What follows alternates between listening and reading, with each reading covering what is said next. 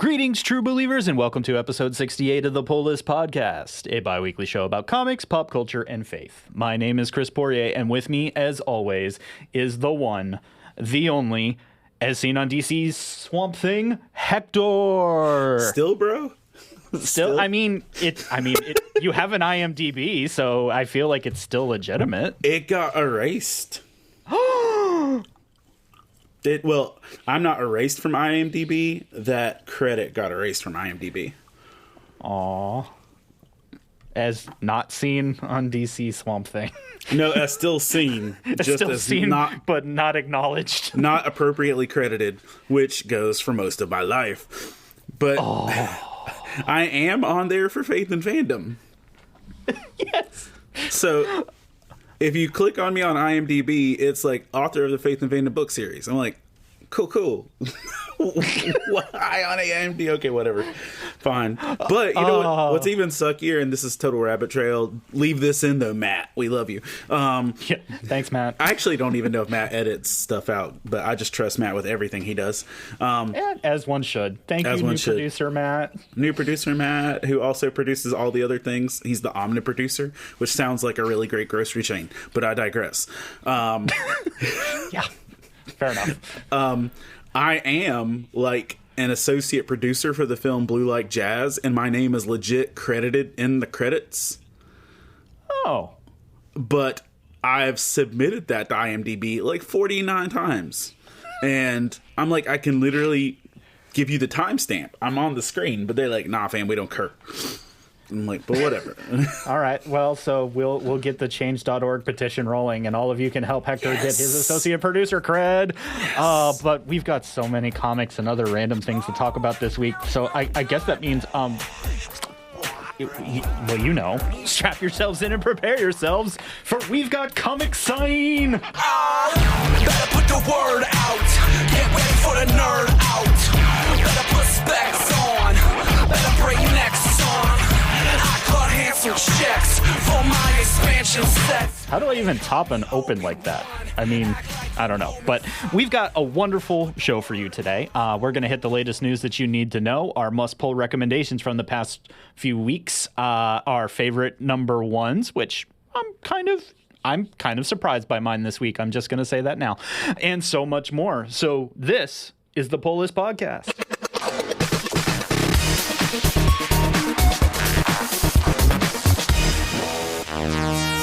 Swinging on into the Pull List Podcast, multinational newsroom, also known as my office, which is kind of like a closet at the back of where I hang out. But you know, Spider-Man. Parker, get in here. So I guess that means I should start with our Marvel news. Exactly. That's exactly what that meant. It seems appropriate. Have you been reading Shang-Chi at all? No. Well, I guess you're not alone because it's canceled. They're dropping it from their current run on issue 13.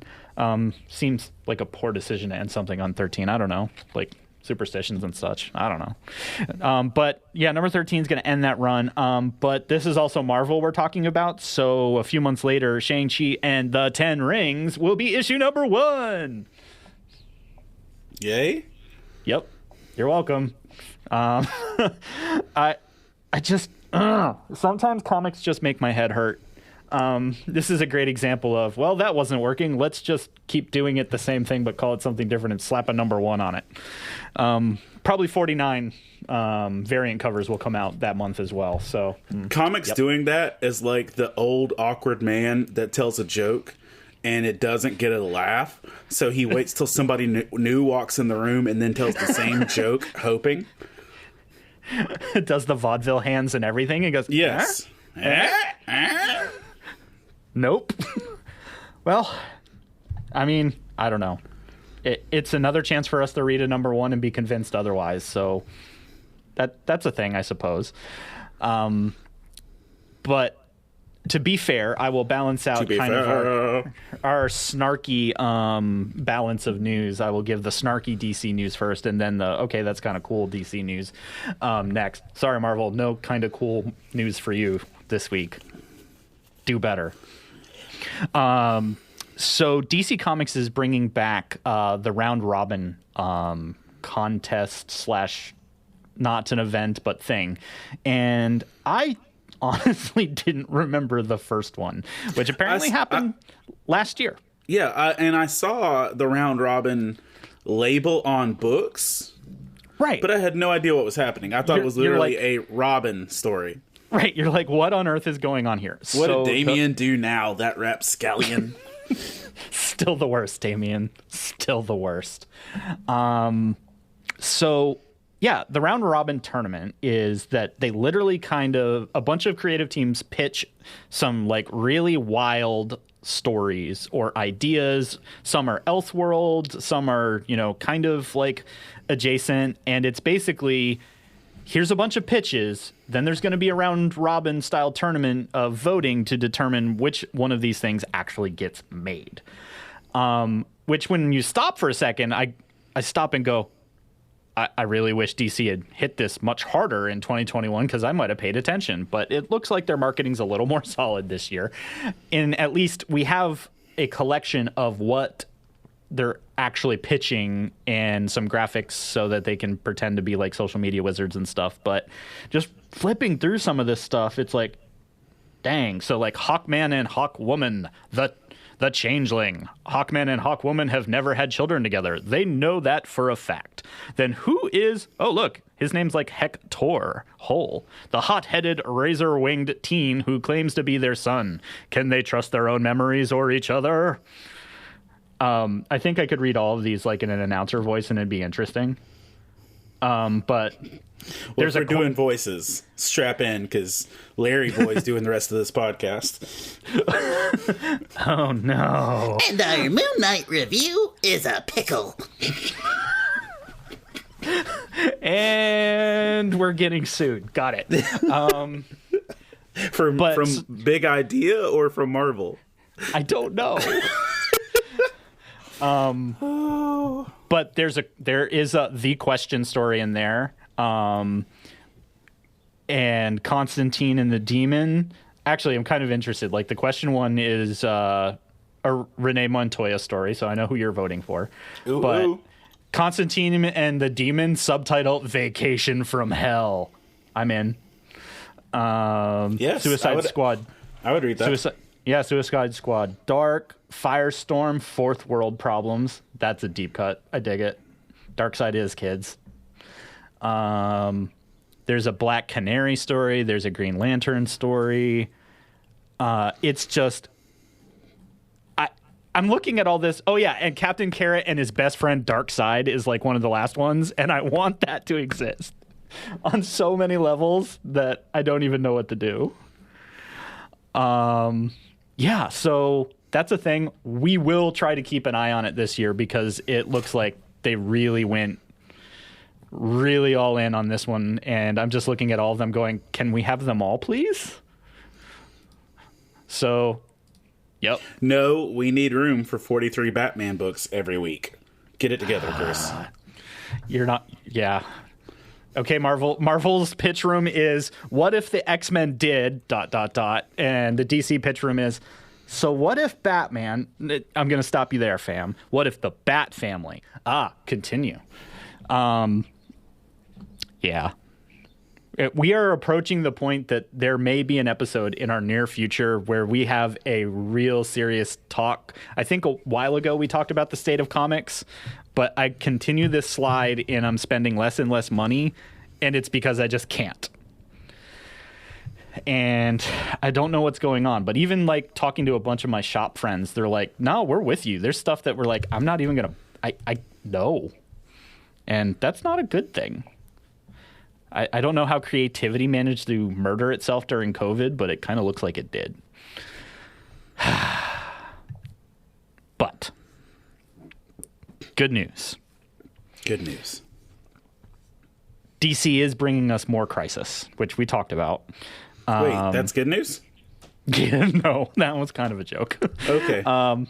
So we've talked a bit about Dark Crisis, and we slowly get more and more of an idea. So Joshua Williamson, who was the Flash writer for the majority of its current arc, and then wrote the first arc of Batman post-Tinian, and so this is his event. And the current claim is it's a love letter to the length of the DCU and everything, which I guess is why it's not called like Infinite Crisis's Dark Crisis Metal or whatever.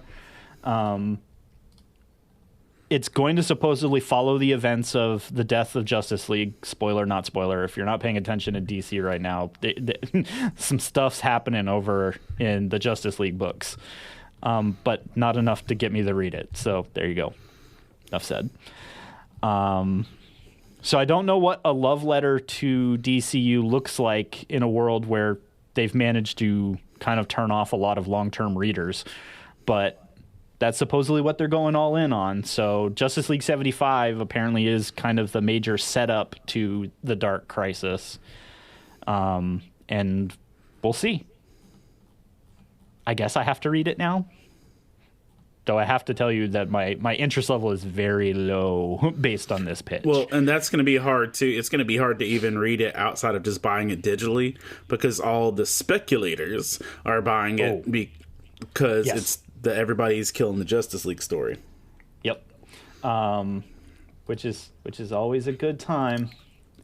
And everybody should be prepared, because Chris and I are going to do a cover hip-hop song that is going to be set to the Warren G and Nate Dogg song Regulators, but it will be called Speculators. Speculators! Mount up. All the lawsuits. Continue. Yeah, so this episode will not be available on YouTube. But that's fine. But Dark Crisis, after Justice League 75, is getting a 0 Free Comic Book Day special edition. So Free Comic Book Day fam is also actually landing back on its correct first Saturday in May this year. So May 7th is Free Comic Book Day. I'm going to forget that by next month. So I'm going to say it now. And hopefully, we actually remember to remind you all to run out and get all the books that the speculators are going to be taking from all the children. It slaps, doesn't it? Yeah, a little bit. You're not wrong. And my final bit of news. We know we have some people in our orbit and some people that listen to this show that are semi-creative or like really creative, right? Good writers, some good illustrators out there. Well, I know this is going to sound weird because I'm usually the guy that says, don't do that. Digital is evil, blah, blah, blah, blah, blah, blah. But there be money on the line. So for all of you who are the creative types that think they got something that's really, well, you want to find out. Webtoon, who we've talked about in the past because they are kind of a home to a lot of independent serial comics, comic strips, web comics, etc. They do a metric ton of digital content creation, and they have what they're calling their call to action contest, and you could win $50,000. So step up. Because not only is it some cash, I think it's also some digital publishing and all the rest of it that, comes along with it. So it's an opportunity to throw some content out there and see what the world thinks. But if you're not familiar, just because I've mentioned it a few times, Lore Olympus is their golden child, which was a webtoon that became immensely popular, has been licensed for an adult animated series, and if you walk into stores like Hot Topic and like Box Lunch and stuff now, there is Lore Olympus merch everywhere.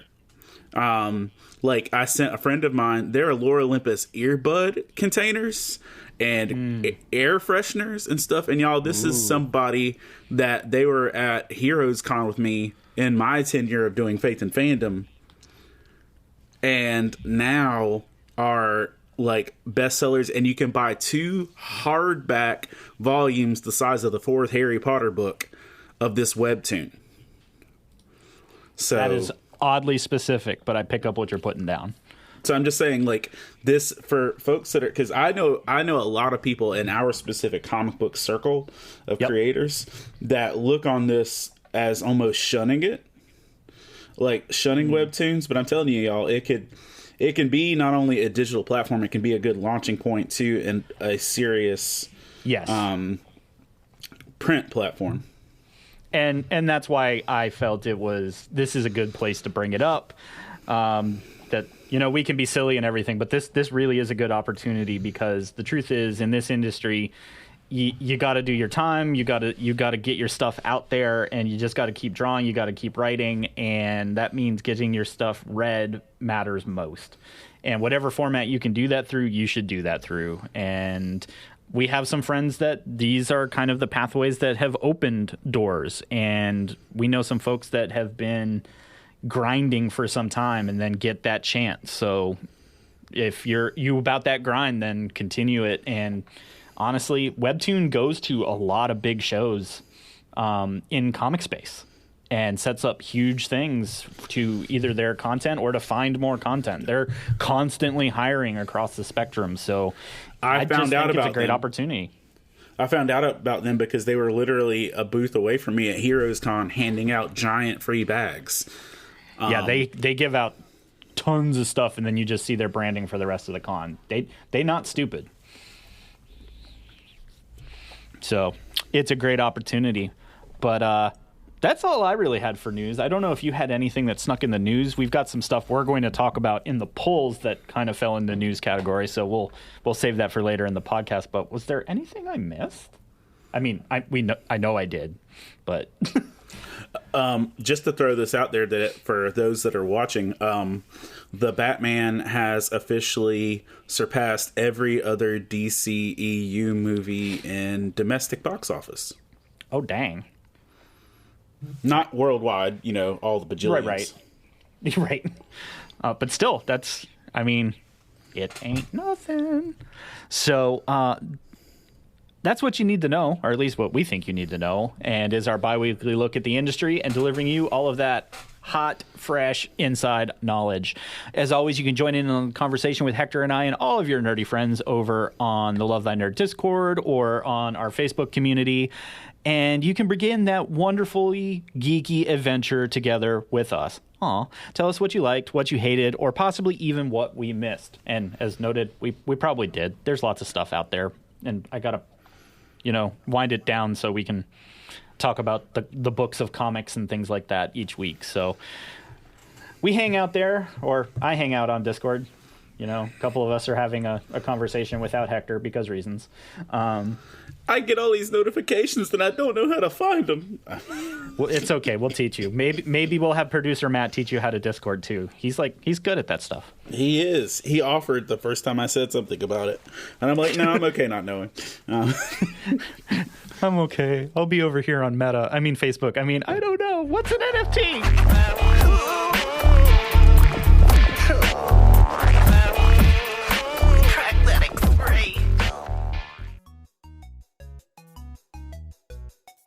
Hey everyone, I'm Hector Mirai, and this is Faith and Fandom 180 on LTN Radio. Having 14 years of parenting experience and still learning every day, I have like a whole roster of things I want to expose my kids to.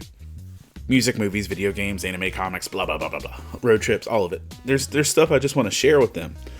But as they've gotten older, I've come to realize I also need to be open to actually taking their recommendations as well. Because, you know what, they know me as well as I know them. And so, as my daughter Rosa and I, she's 14, as we were heading to a Comic-Con, we had like a 3-hour drive. And the day before the Comic-Con, she had just finished an anime series called Your Lie in April. And I thought forever that she was saying Your Lie in April, but Your Lie in April. And she was telling me about this anime, and it was one I had never heard of. And my initial response, just being a grumpy old weeb, was be like, Psh, what do I need to know about your anime? Like seriously, my flesh was like, shut up. I don't need you to tell me about anime. Well, you're 14. But I was like, no, okay, go on. Tell me about your anime. And she went on to tell me about how it was the sad story and about pianists, like piano players and violin player, and sickness and family trauma, and that it was emotionally wrecking and beautiful. And on the trip, like, because the wound was still fresh, she cried like pretty often just talking and thinking about this anime, and it'd be like random things, and she just burst into tears. And I just listened to her, and like, it made a difference.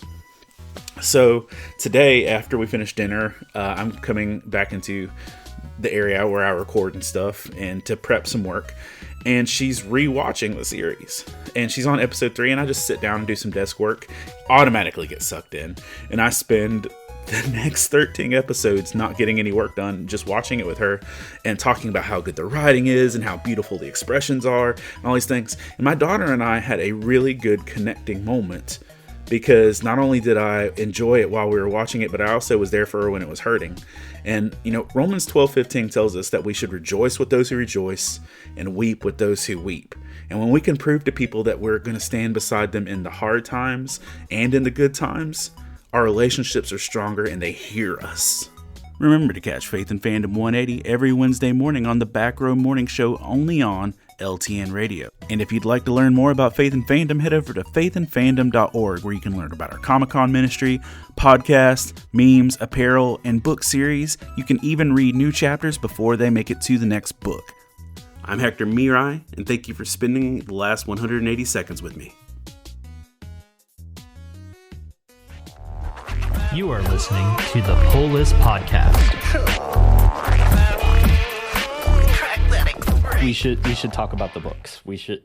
I know for the last couple of weeks I've kind of been on the, well, I don't know what I'm going to talk about. And let me tell you, fam, once again, I literally didn't have 4 books this week until I caught some stuff, and a thing occurred and some attention was drawn to it, and Hector and I are going to talk about it. So I'm going to let Hector start, because he did find 4 books to talk about, and then both of us have DC number 1, so we're back on the big 2 for the number 1s this week. Ooh. Yes, yeah. I'm gonna shock you with mine, because I picked it up expecting it to be hot garbage, and I was kind of okay with it. So we'll talk about that kind of at the bottom of the show. So yeah, what made you go into the comic shop and go ooh this week? Ooh, I just saw that one of your pulls I didn't know existed, and it missed it at my shop this week. That sucks. Okie dokie. So I'm just going to go ahead with Human Target, number 6. I think I've said Human Target every time it's come out. Yep, you're that guy. And it is continual. But, Chris, did you read it? I read it. I don't know if I read it closely, because for whatever reason, this one isn't quite giving me the vibe I wanted off from it. But yeah, I do not have the background or depth on Human Target that you do. So I don't want to tarnish people's opinion just because Chris got bored, because that doesn't mean much, to be honest. No.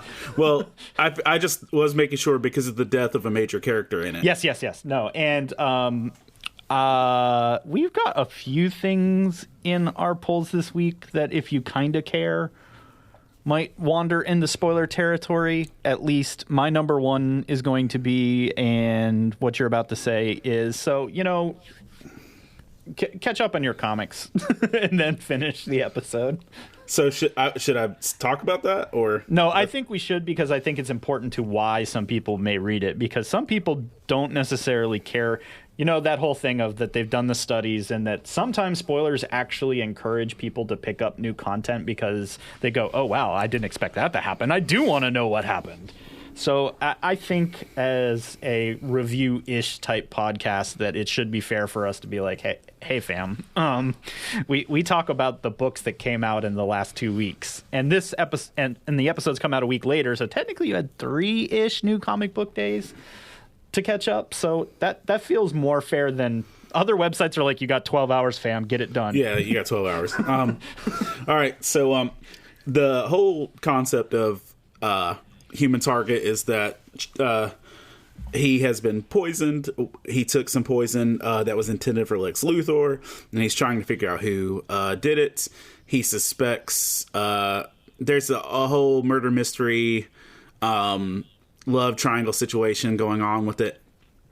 And he either suspects the woman that he's with, which is Ice, or Fire, and which are old Justice League International, or is it West Coast? Is Justice League International? Who are they? Who are they again?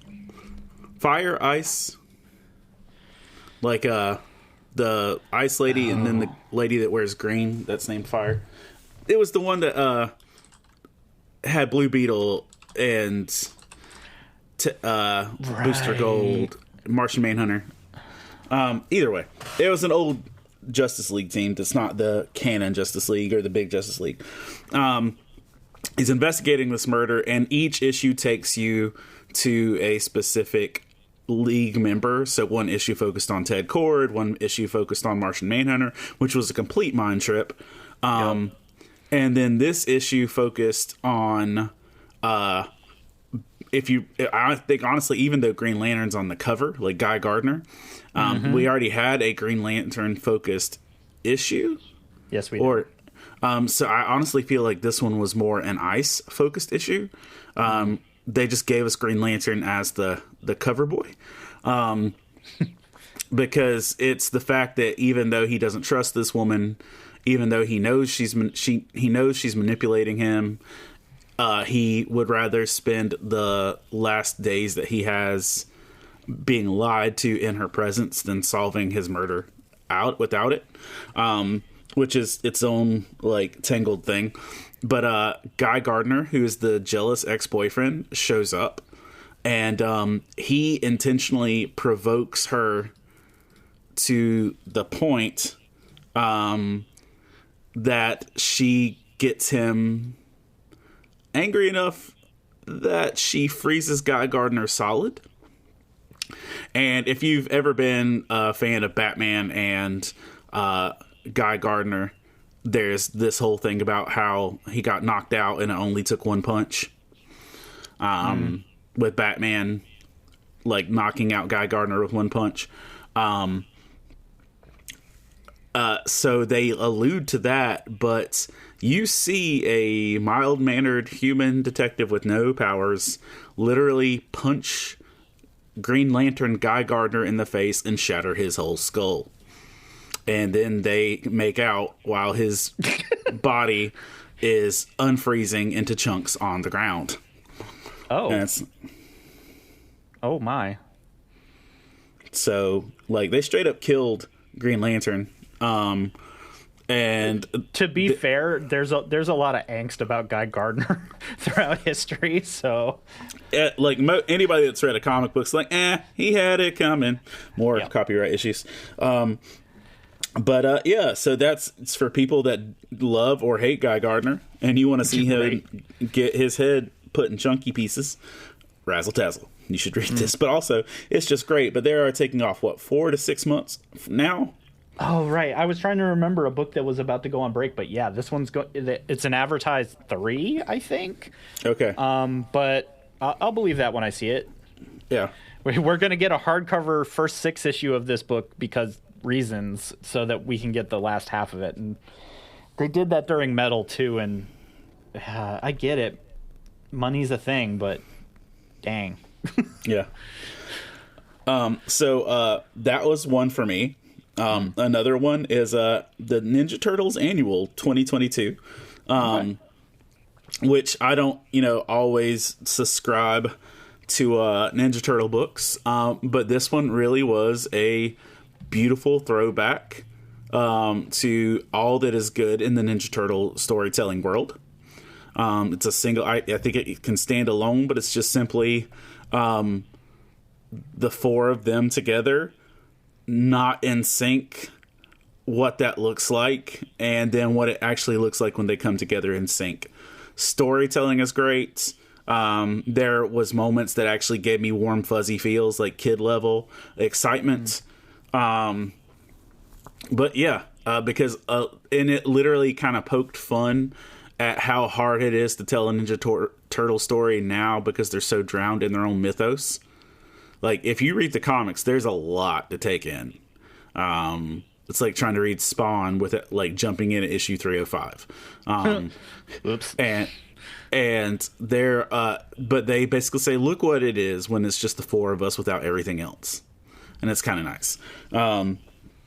So if you're a fan of Ninja Turtles, I would highly recommend picking up the 2022 annual. Also going to throw out there Reign #3. This is another story from Joe Hill, which I totally forgot Joe Hill wrote it when I read the first one. I don't even think I read that it was Joe Hill when I read it. Like, the concept looked cool, so I picked it up. But it's a story of where all rain in the world turns into, like, razor sharp daggers. And so, like, there's periodic chains where, like, the earth murders, like, everything if that's not under a steel roof. And it basically turns into a woman trying to get to her now deceased fiance's parents to tell them goodbye and let them know that, you know, their child is gone. And all the chaos and douchebaggery that insists because as every apocalyptic story tells us, when the world falls apart, people just be more douchey. As the general concept is, people be people. That's sad. But you know, after 2021 and 2022, I don't even know that I disagree with any of it. Womp womp. Womp womp. So Kirkman was right. The aliens Kirkman was right, except for letting this show continue. But, you know, still. So, also, I'm just going to throw this on my sidetrack real hard. From what I understand for the Walking Dead show, because, you know, it's about to end. Right, so I just set you up for something. Good, got it. Yeah. Today's episode's brought to you by The Walking Dead. Not really, and also is why absolutely not making it past any copyright filters this week. Continue. Do they actually listen for that stuff? Nah, technically it's music, so just cool. No soundtrack. Nope, stop. Nope. So, like, if you've read the end of The Walking Dead, I felt like that was kind of a masterpiece. Yeah, no, I jumped in and out of that throughout its entire read because some of the New World Order stuff in that arc and everything kind of before the end made me go, okay, off the rails here. But then when it came to a close, I was like, all right, this is a major comic event. I need to know how it ended. And same thing. I was like, I didn't quite expect what otherwise is a really ugly story with some humanity sprinkled about to end on a high humanity point. Yeah, but it really did. And it really did. So, from my understanding of where I see the show is going and something I've read, is that because they've killed off Carl and Rick is gone, they're still... Kind of makes the ending hard. Well, no, they're still heading for the same ending. Oh, no. But instead of it being Rick, it's going to be Aaron. No. Well... Like, but I have not mixed only... feelings on that, but okay. Yeah, but I think they're even taking his hand. Oh. Like, okay. They're going full Rick with it. Like, he might just be reading the story. They might even It might even end with him reading the story to Judith. Right. Oh, not Judith. Well, yeah, it might end with him reading the story to Judith. Judith didn't live in the comics, but, you know, you get the drift. Yeah, well, we know what the show did to all that. They went, ha! Just kidding. Yeah, for real. Well, this Walking Dead moment's been brought to you by Hector. But yeah, Reign has Walking Dead vibes, but with like spears of water that kill people instead of zombies. It's fun to read. The art is really kind of odd. Like, the art throws me. The art feels like what I feel like a full comic book of what's that show at the airport you convinced me to watch, you and Todd? Station 11. Yeah, the artwork in Reign feels like what a full Station 11 comic book would look like. In my mind. And then my other pull, just for my general ones, is X-Men Unlimited #1, which is not the controversial X-Men we're talking about today. No, we'll get to that later. And I think this was an older book, like maybe a month old. And I only picked it up because, once again, I got sold by a cover. They had It was on the current week for me. So Really? I think it actually came out, yeah. Okay. Well, there's X-Men Unlimited #1 had a Women of History like variant covers, and they had a one of Magic as Joan of Arc. And I like Joan of Arc. So I bought this comic book. And like it was a really fun story. And if you're unfamiliar, X-Men Unlimited is like we don't care about trying to be in a canon or propel a storyline or anything like that. It's just like, let's have fun and tell an X-Men story, which is what every freaking X-Men comic should be. Yeah, you're not wrong. I get long stories and trying to tell arcs, but good grief, this one issue was more fun than everything in the House of X so far. But the issue is just literally Wolverine on a spaceship trying to rescue mutants and fighting MODOK. And stealing AIM and henchmen's beverages. Stealing AIM beverages, an AIM agent on a toilet, like getting attacked by Wolverine. It was funny. And that's the thing. That's a moment we can talk about because it was fun to read and not frustrating. I'm not saying... When you put this on your list and you were like, haha, I beat you to reading this week, which Hector did, so fine. Cred. I picked it up too, and I was like, I'm going to hate this book. And then as soon as I realized it was mostly like Wolverine doing Wolverine things and almost no dialogue, I was like, you have my attention. And then just like AIM hench people just like getting obliterated, which is their only purpose in comics. Not hench people, AIM hench people. And then MODOK in between. I was just like, yep, I love everything about this. So it was a super good time. Okay, so I'm gonna continue some of the X related funness, and then I'm gonna save the thing that we want to talk about kind of towards the end. But Wolverine patch #1 came out as well. So for those of you that don't know, Wolverine in his alter ego patch is basically Wolverine becoming like this James Bond foil. Literally wears a patch over an eye because of an injury and everything, but wears like this white suit type thing and travels to far-flung places, goes to bars to drink and women and action, and I don't know what's going on, but here you go. So it was just mindless enough that I was like, okay, I'm here for it. I get that it's tropey and technically in many ways like horrible in that sense, but at the same time, taking it in its context for what it is, for the purposes it was designed, I was like, yep, that's a Wolverine story and a half. And for those who love them some G.I. Joe and Larry Hama and all that, well, Larry Hama's writing this. That was one of the reasons I also picked it off the shelf, because I was like, oh, go on. But its illustration also has a bit of a G.I. Joe throwback like vibe to it. So that's why I'm just like, this is just kind of a warm, fuzzy, completely throwaway story comic. And I've said it before, and I'll say it again. That's okay in comics, because sometimes that's just what you need. And boom, it happened. And, oh, you know what? A lot of my books this week kind of fall in this category. So my other one was from Image, Zombies vs. Robots Classics. Written and created by... Yeah, written and created by Chris Ryle, who was IDW's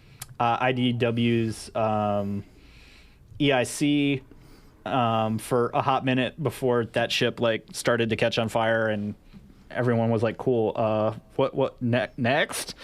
Which is unfortunate because Chris is a really great dude, just weird stuff going on at IDW. We've talked about that in the past. But I dig it when he steps behind a pen, a pencil, a keyboard, what have you, to create stuff, because the dude's kind of creative and very funny. But this story is very pulpy. and I'm using that very explicitly, that this is, it says classics in it, and it's got that, old school pulp comic type zombies versus robots, and the art has that old pulp feel. The stories are kind of disjointed, which feels a lot like the era of pulp stories as well. And I couldn't honestly fully tell you what's going on, except that there is a research facility that builds some robots. There's a portal that is connected either to the future or the past or all of the above.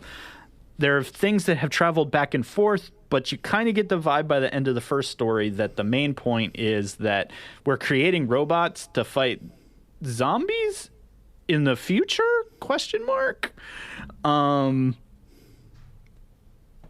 So the art just kind of throws you into this very different world. It's kind of a surreal experience, and this is another one of Chris's recommendations that half the people are going to go, I don't get it, and that's okay.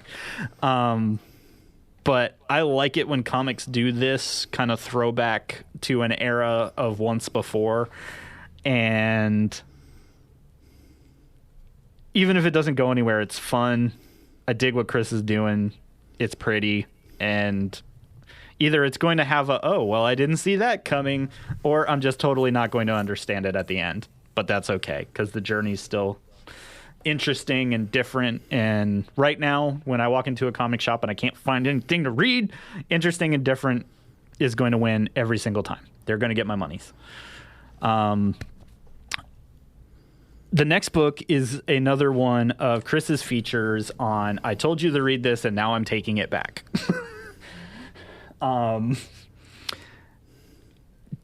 Did you have it on your list and we shared it, or did I and we shared it? But anyway, the all new Firefly. So the transition in the current Firefly reading. Yeah, I had it on my list and we shared it. So the first issue really made us go, wow, that really felt like Firefly, right? And that happened on all the other ones as well. I picked up number 2 and like 3 pages in was like, I'm done. Oh no. The art like completely pulled me out from where we were from the first one. The story kind of pulled me out as well. Like, it was close to a Firefly story, but I'm back to Browncoats Beware. And if you guys want to at me and have this discussion, we can, but I went, oh no, they did it again. That they set the story up really great and then transitioned hard in the second issue, and we're back to the, why do you do this? Why do you do this to me? So I don't know. But I felt that this is another one of those opportunities that I just need to be like, potentially reader beware, or read it and tell me why I'm wrong. I'm okay with being wrong, but for $4, I'll just assume you're right. Yeah, right. I was just like, wow, that I didn't expect the turn to be that hard. And it's not that, I mean, the story has a skeleton that feels Firefly, but the art just really jarred me out in comparison to the first, and I gotta go back and look and see if it's even the same illustrators or not, because it just felt so different and not in a good way. And I think that leaves us to kind of like we gotta talk about the book because what it talked about, and then we can hit our last 2. But I'm going to first talk about Immortal X-Men number 1 from the part of, I picked it up because last night 2/3 of the internet exploded at a single page in this issue. A single panel. Right, a single panel in this issue. And Hector and I were like, oh, I guess we should read the thing. And because I originally looked at it and went, nah, spending $6 on one X-Men book is enough, and Unlimited sounded delightful, and it was. But here we are at Immortal X-Men. And do we want to go ahead and hit the other number ones and then come back to this? No, I think we'll be okay. I'm watching the clock. Okay. We'll be fine. Okay.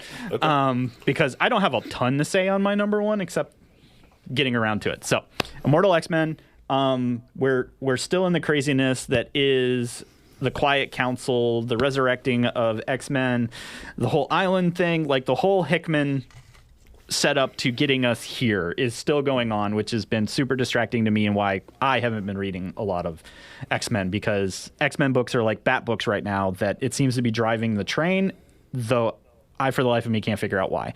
But this story, even not having read everything, because they kind of give you bits and pieces of the backstory that are relevant throughout it, I went, okay, that wasn't a terrible story. In fact, I'm picking up all the things that are occurring, and outside of that one panel, the story is literally them just auditioning who's going to take over Magneto's spot. Yep. And it's it. It's an audition piece.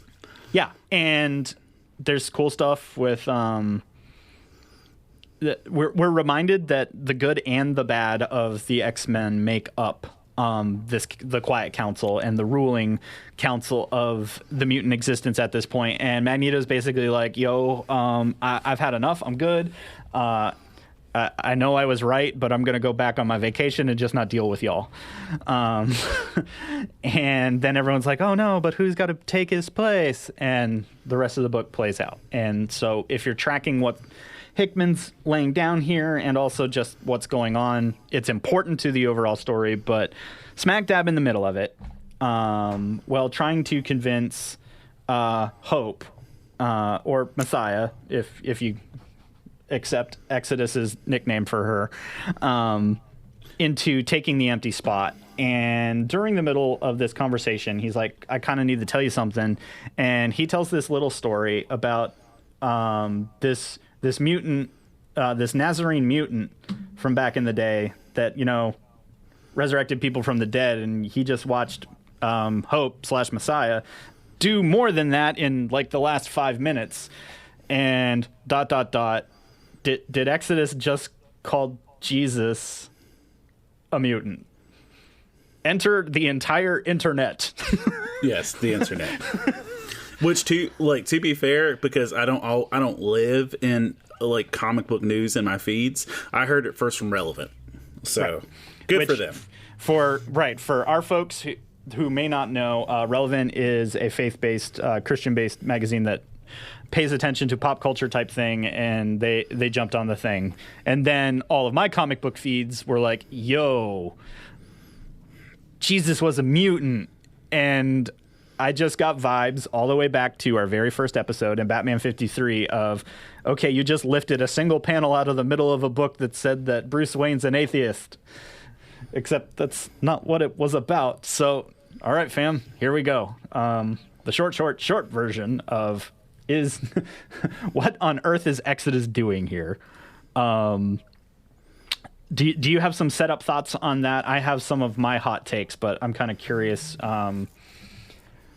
Well, I think that it is fully implied that he is directly saying that Jesus was a mutant, because he said specifically the Nazarene mutant formed a church because he raised a couple people back from the dead. And he's like, and you've already raised more than that in the last hour. And then, like, if you look at all the surrounding panels, he basically is telling Hope Summers that she is a better Messiah and does better work than God or Jesus does. Right. And he's poking that ego hard. Yeah, which when you're telling someone, hey, you're God, you're better than Jesus. Yeah, it was those portions were cringy for me. Like, sure. Not just cringy like, oh no, my faith is attacked. Like, I'm like, this is just gross, dude. And I think that's kind of one of my hot takes on this as well is, we'll pull some history for you. Exodus #1 is not necessarily a good guy mutant. His past is fairly checkered in terms of the sides. In fact, he served at Magneto's side for a very long time, so you kind of know where he lands on stuff. But going all the way deeper into his history, he also is one of many characters in Marvel that claims a faith, and he claims Catholicism.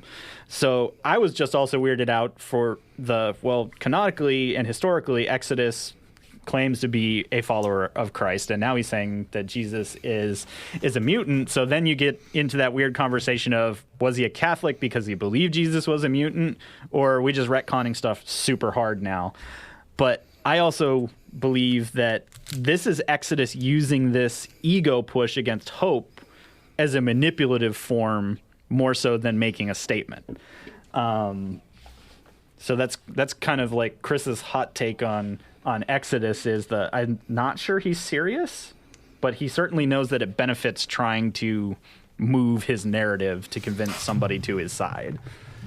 Well, I think he is serious, just on the grounds that he's serious. That they're making him serious in this just because Marvel knows it's good canon fodder. Oh, I yeah. mean, and if point A, the simple fact that they made the cover of this book, Yes. the Last Supper painting with X-Men, they are playing on the Jesus hot take stuff out of it, of people that will either think it's awesome or think it's, blasphemous, one way or the other. They're like, hey, let's milk this real quick because otherwise people might not pick this book up. And as you pointed out, overnight, guess what the number one digital purchase was in the last 24 hours? Yep, it is the number one digital purchase at the time of this recording. So, yeah, we know controversy sells, and from both sides, because everyone's like, well, what did they say? Well, you can Google it or find any of the news stories on it, and they will show you the page, and you can save $6, because that's all there is there. But I guess just some of my other, hot takes on it is there are other Christian-based faith mutants. Wolverine is a Christian. Nightcrawler is a Christian. And Nightcrawler, in this story arc, has been developing his own mutant religion. And so how are there all these mutants that are aware of biblical Jesus, but now all of a sudden one of them's like, oh yeah, but that dude was a mutant? I was like, well, the folks that have been following them his whole life don't seem to agree with that concept unless they've literally been keeping it to themselves for this long. One of the other articles pointed out the simple fact too that now, because of the aftermath of the resurrection or the trial of Magneto, that the whole thing that happened with Scarlet Witch there means that now the X-Men have the ability not only to resurrect mutants that are in their little chambery pods, right. They can resurrect mutants from all of history. And so one of the articles pitched that they might literally try and actually do something more blasphemous with that later. Good times. But I mean, that was even one of my other issues, though, and I don't know if they have an X-Men answer for it, and it's why they talked about Jesus, the mutant Jesus, resurrecting other people, is they completely ignored the part of the story of Jesus was resurrected himself. In the mutant world, that requires external processes. It's literally what this entire arc is about with the pods and other things. So from a theological standpoint, there's just lots to unfold here, but it also doesn't seem to necessarily potentially move the plot any. So it's just weird, but we figured, hey, Hector and Chris are pastors. Why didn't they talk about that X-Men thing and about Jesus being a mutant? Well, here we are, fam. I'm not going to go into reading all the comments or anything, but just on a ministerial level, if you care, just read it. I posted all of the relevant panels of this in my Instagram, which is at Faith and Fandom. And every person that's commented so far is either a comic book professional or a ministerial professional. I've got one of the biggest theologians I know that, has just literally, they live for studying scripture, all up in there. We've got Lyle Pollard, who does artwork for comics and stuff that you and I connect with.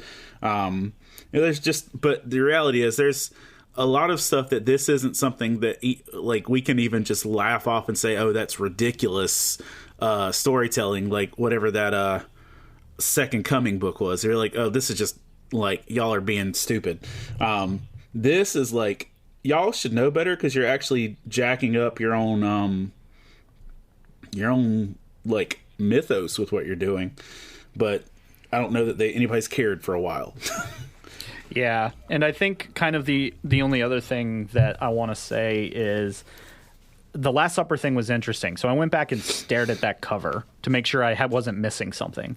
And I think the thing that stood out to me was if it was connected to the overall discussion in the book and what Exodus was actually trying to do, they failed because Hope isn't even the middle of the spot in the middle is empty.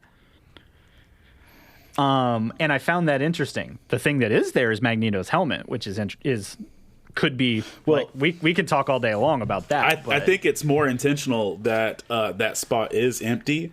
Agreed. Because we saw that the entire plot line of what's trying to happen is that Exodus is trying to convince Hope to literally embrace the Messiah role, right?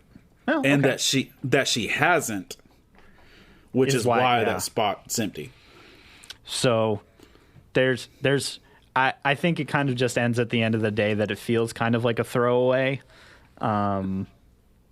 But I guess we'll see, because now they have the opportunity to either do something with it or not do something with it. I just think there's a lot of internal canonical issues that they created for themselves for basically a panel worth of stuff that also at the end of the day might not actually change anything unless they really lean into it. Because even Hope's like, the only reason I'm special, quote unquote, is because the Phoenix currently dwells within me. And that just brings you down an entirely different X-Men discussion as well. So it's just, I think you and I agreed that from our faith-based position, this whole thing made us go, oh, well, that was a choice. And here we are. So, yep. Any final thoughts on that before we regale our wonderful listeners with our number ones after sidetracking for a moment? No, it's yeah, I don't know. I don't, yeah, no, I'm good. But we would love to hear your comments on all of this, so please share.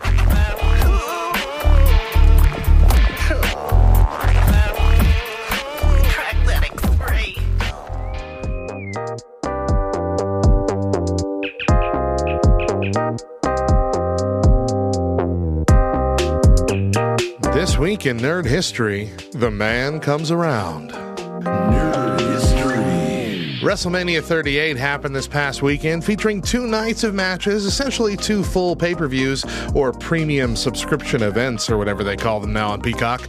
This is the 3rd year they have decided to split the showcase of the Immortals up into a 2-night event. The first being WrestleMania 36 in 2020, which was a relatively underwhelming event with no fans in attendance due to the COVID-19 pandemic.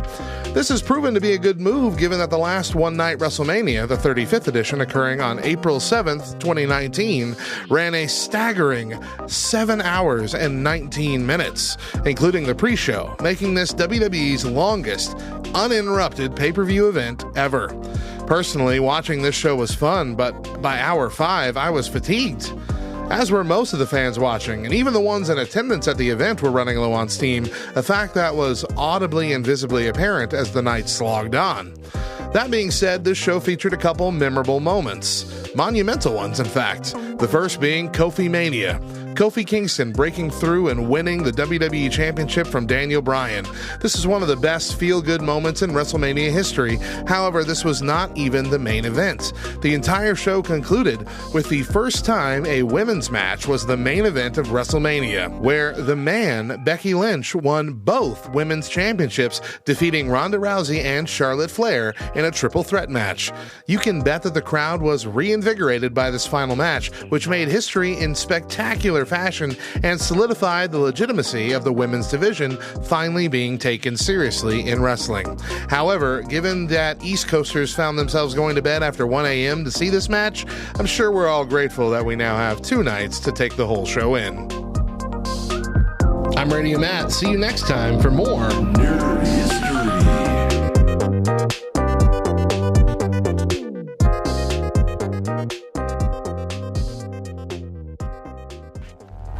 You are listening to the Pull List Podcast.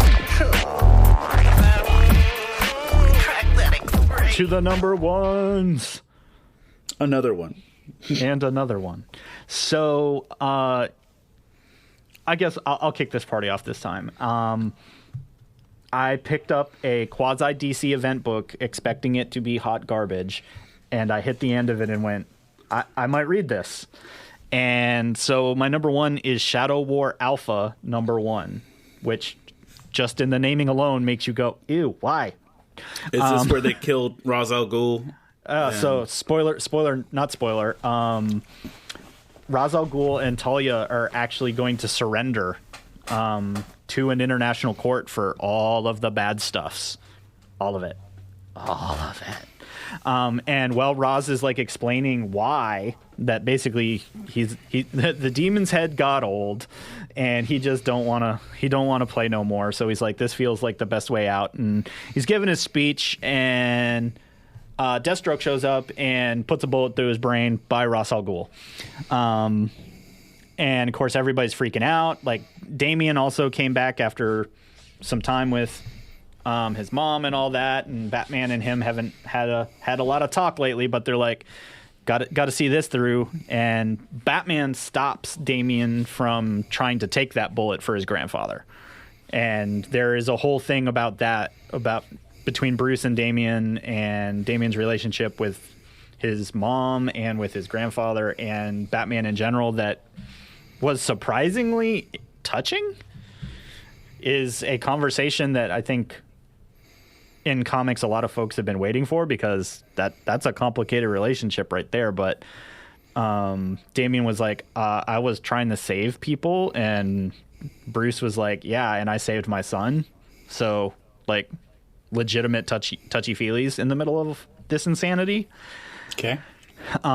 Which I was like, wow, I kind of didn't expect that from the middle of this story. And finally it ends with Talia's like, well, you don't just kill the demon's head, so call the Shadow. So the army of shadows and all of their assassins and the League and everything come together, and they're like, we gonna go kill us some Deathstroke. So Shadow War, get it? Good.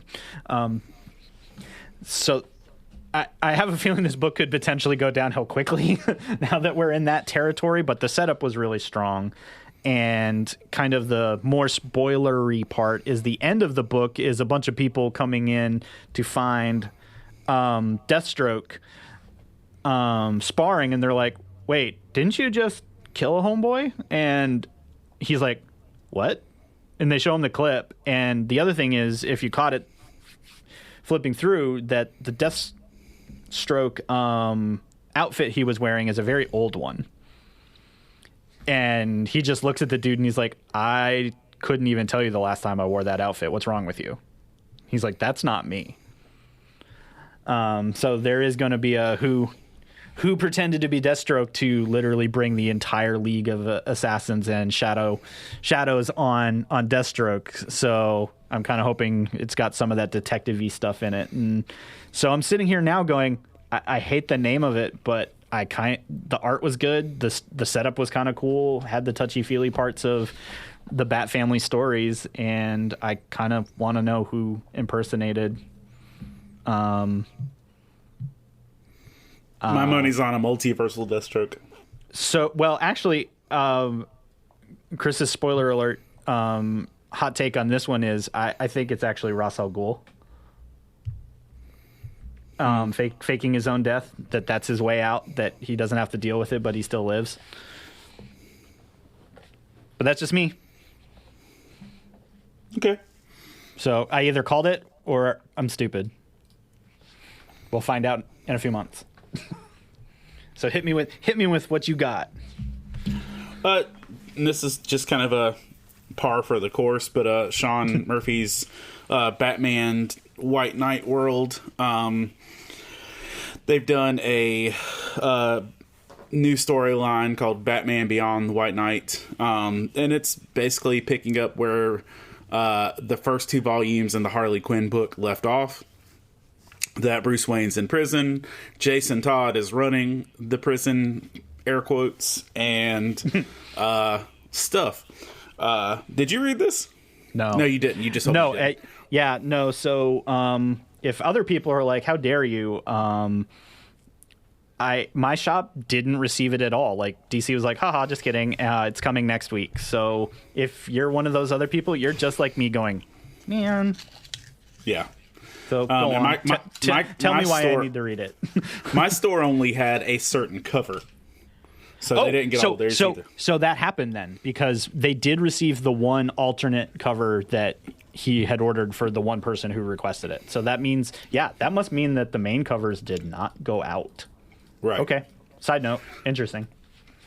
So the short version is a guy that Batman used to be partners with in this whole storyline, like like Wayne Industries partners with, has sent Terry, like, yes, that Terry, to retrieve the Batman Beyond suit, and is using it as a new hyper-violent Batman. It has very much Batman Nightfall vibes. But Bruce is in prison, and can't do anything about it. He's cut Harley and Barbara and Dick and everyone else out of the world. And so Jason Todd is the main like dude over the prison, and or at least in terms of watching over Bruce. And they have some quality time together. But it's literally like there's a few pages of them having some, hey, let's talk about our relationship stuff. And one of the this whole storyline in every version has been everything's a little bit different. And the big story element is that Jason's the first Robin in this universe. Oh, interesting. And so he got captured by the Joker, quit because he couldn't hack it, and like dealt with a lot of trauma and pain and stuff. So he did in this universe, he didn't die. Right. And so crowbars don't give him the shudders when he wanders around. Got it. Right. He didn't die, but he did come back to find that he had been replaced by Nightwing or by Dick. Oof. So they reversed the roles. So after his trauma and running away and everything else, he came back, and so he had his own bitterness with that. But it also alludes to the fact that he has his own Robin now, which we're going to get in a Red Hood. There's a Red Hood special coming in this storyline of this same universe. The other big thing is that enough time has passed that Harley and Joker's kids. I was going to ask about the kids. The kids are teenagers now. Ooh. And the son is a cookie cutter, by the book, yes ma'am, please and thank you, polite young boy. The daughter is a punk rock, hellion, maybe dad was right type vibe. And someone has leaked the information that Harley Quinn was the one that killed her father, and ensue parental distrust and drama. The other big thing is like Batman is forced to basically try and escape from where he is so that he can stop this rogue Batman when he only has 2 months left before his parole.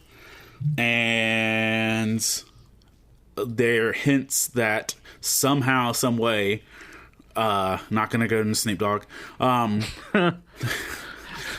fighting the urge.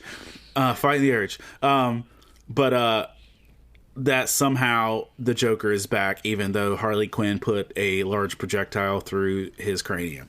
Or it could be a different Joker. This could be a 3 Joker situation. I don't know. But we're left with a cliffhanger. And I'm done. So I'll say this. This was not the best book in the White Knight line. It wasn't.